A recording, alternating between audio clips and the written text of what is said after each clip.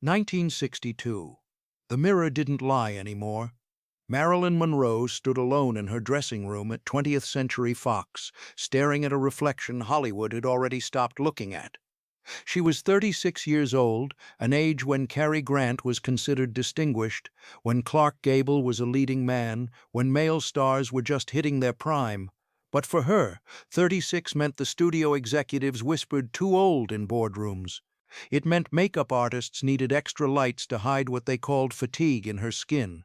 It meant the same industry that built her into the world's biggest sex symbol was now quietly cataloging younger replacements in secret files.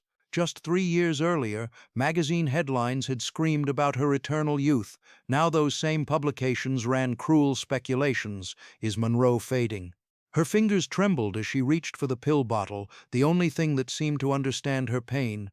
Outside, a 22-year-old actress was being fitted for costumes that were supposed to be Marilyn's. Inside, the woman the world knew as an immortal goddess was learning Hollywood's cruelest lesson. They worship you when you're young, and they bury you when you're not. What happened in those final years wasn't just about aging. It was about an industry's savage disposal of women who dared to grow older than their image. And Marilyn Monroe would pay the ultimate price for crossing that invisible line. Before we continue with this story, if you appreciate deep dives into Hollywood's hidden truths, please subscribe to our channel. These untold stories need to be heard, and your support helps us keep bringing them to light. The warning signs appeared quietly at first, like hairline fractures in expensive porcelain. Marilyn Monroe was 33 years old when Billy Wilder finished editing Some Like It Hot, a film that would become one of the greatest comedies in cinema history and cement her status as a comic genius. The box office numbers were staggering. Critics praised her timing, her vulnerability, her ability to blend innocence with knowing sexuality in ways that made every frame electric.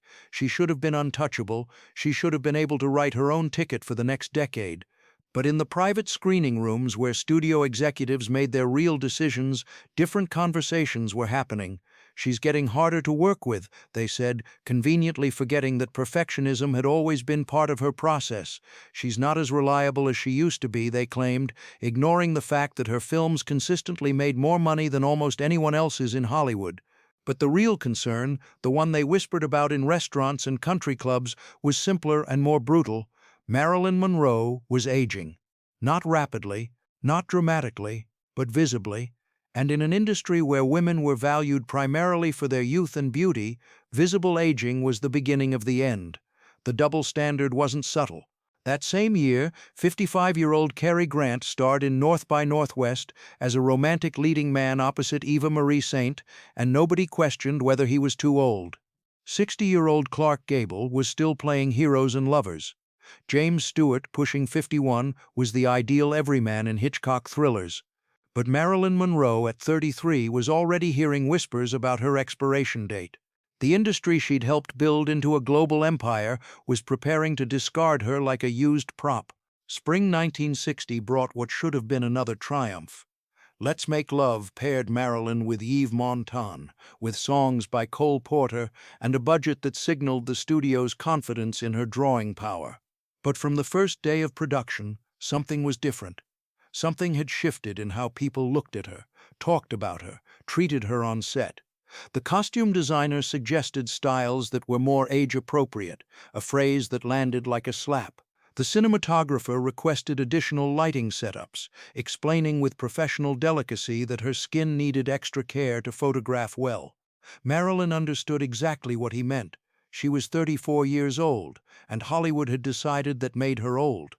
George Cukor, the director, had a reputation for nurturing female stars. He'd guided Katharine Hepburn, Judy Garland, and Ingrid Bergman through career-defining performances. But with Marilyn, he seemed perpetually frustrated, making comments about her appearance that cut deep. During one fitting, a studio executive visited the set and was overheard saying Marilyn looked heavy and tired. Word spread quickly. By lunch, everyone knew.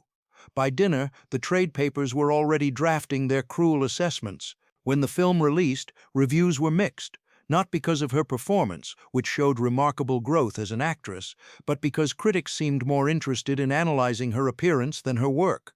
"Monroe is beginning to show her age," wrote one prominent reviewer, as if documenting the decline of ancient ruins rather than reviewing a 34-year-old woman's performance. Another called her puffy and suggested she was past her prime.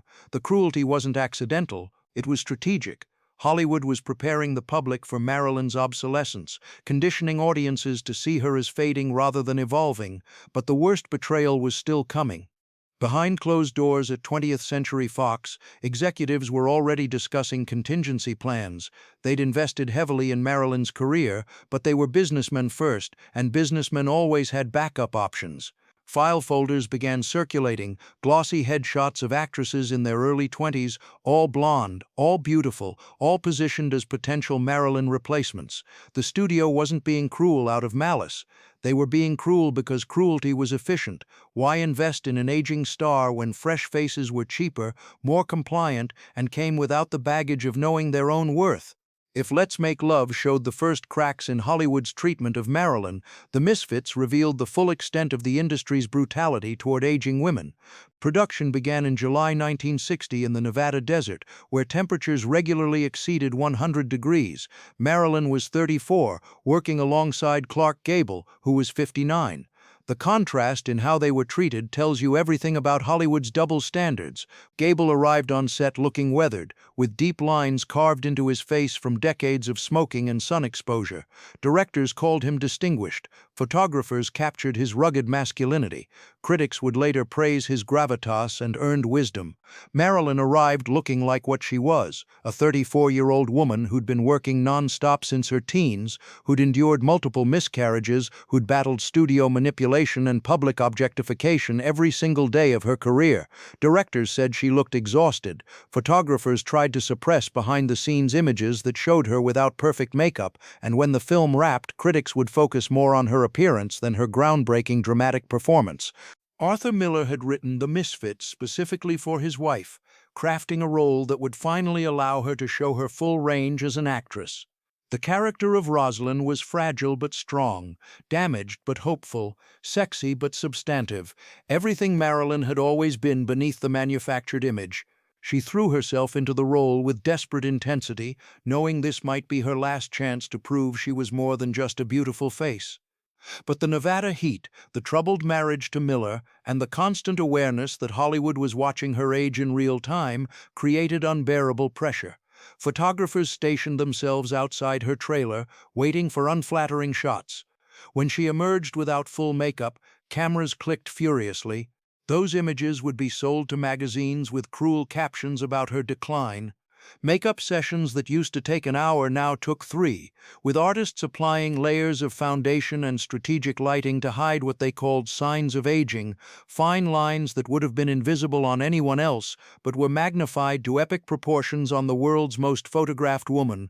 And then there were the headlines: Marilyn Monroe, the fading goddess. Is Hollywood's golden girl tarnishing? New stars rise as Monroe struggles. The articles weren't just reporting her supposed decline, they were actively constructing it, creating a narrative of obsolescence that had more to do with sexism than reality. Marilyn read every word, she internalized every criticism, and she began to believe what they were saying about her. Between takes, she retreated to her trailer and took pills, barbiturates to sleep, amphetamines to wake up, painkillers to numb the emotional agony of watching her career dissolve while she was still in her mid-30s.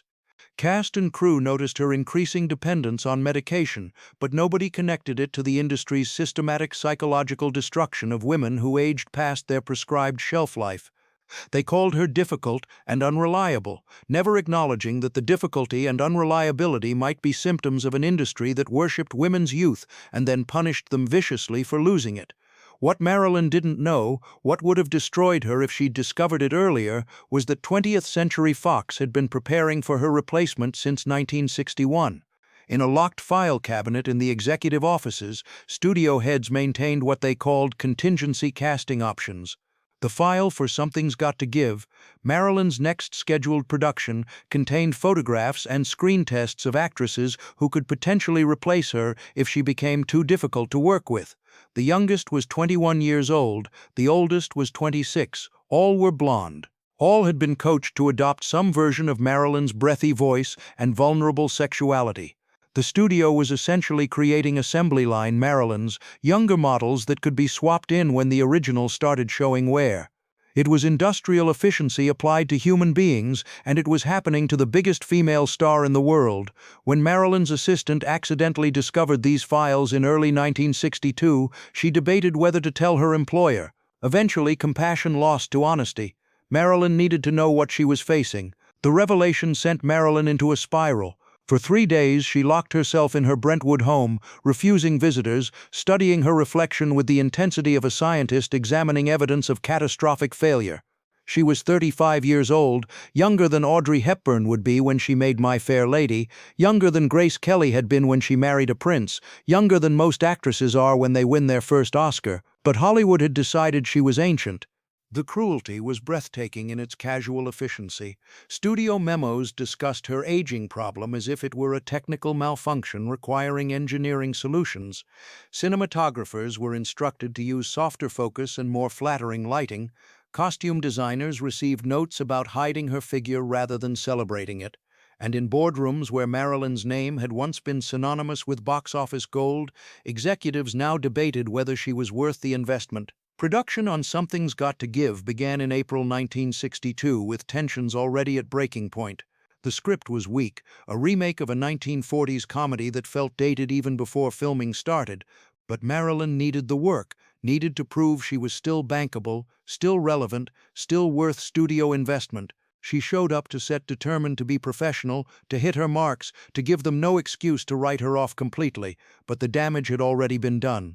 Every day felt like an endurance test, with crew members whispering about her appearance, directors requesting additional takes because her face didn't look quite right in the lighting, costume fittings that seemed designed to highlight every perceived imperfection.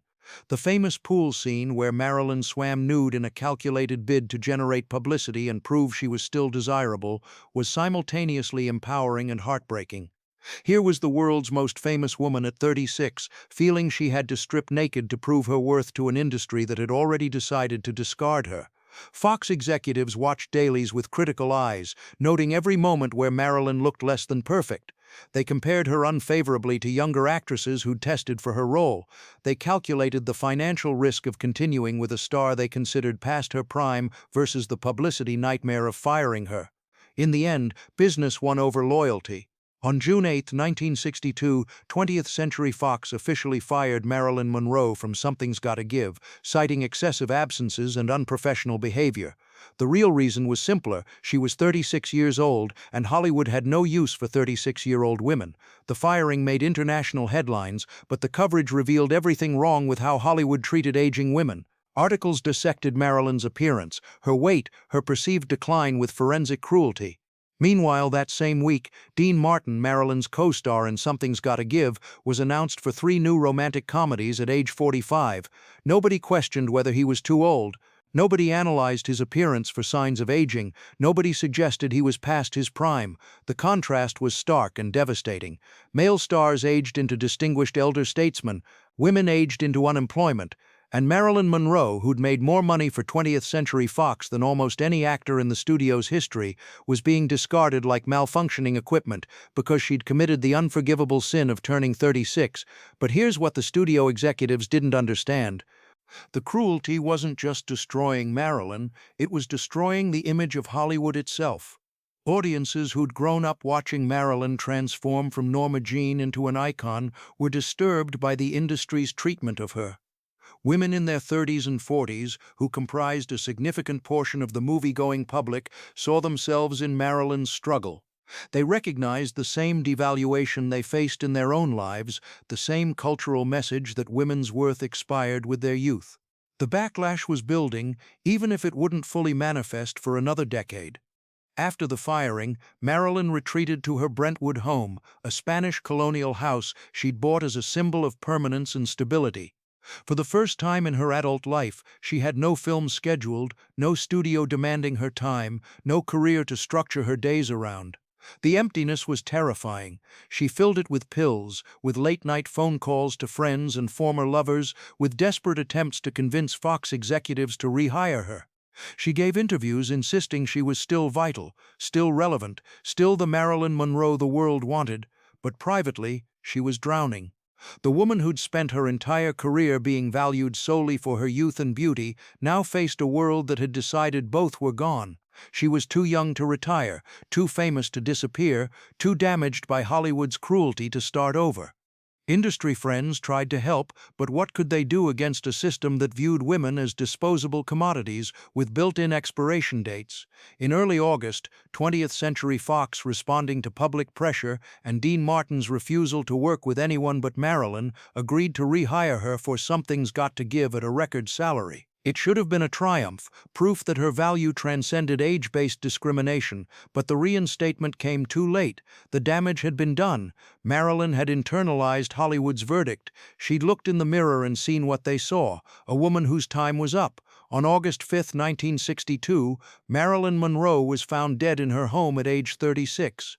The official cause was listed as probable suicide from barbiturate overdose, though conspiracy theories would swirl for decades.